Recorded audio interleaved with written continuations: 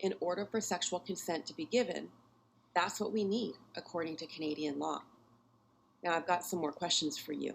What if a person consents to something, but decides after the fact that it didn't work for them? They don't want to do that again. Is it okay for them to change their mind? Absolutely. It's our body, and we can change our mind as often as we want. And what if they consent to one activity, like kissing? Does that mean they're consenting to anything else? No. Again, it needs to be an ongoing conversation where partners check in with one another as the sexual relationship progresses. What if a person's passed out, drunk, high, sleeping? Are they capable of giving sexual consent? Nope, because that person is clearly not in the frame of mind to make important decisions about their body. This conversation always reminds me of the fairy tale Sleeping Beauty. Could you imagine waking up from a super duper long sleep to some creep kissing you? Ew. So, yeah, it's important.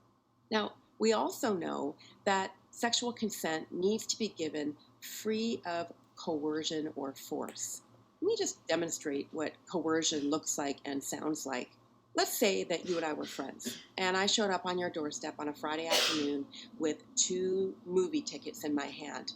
And I said, hey, guess what? Tomorrow night, you and me, we're going to see that new Marvel movie. Get ready.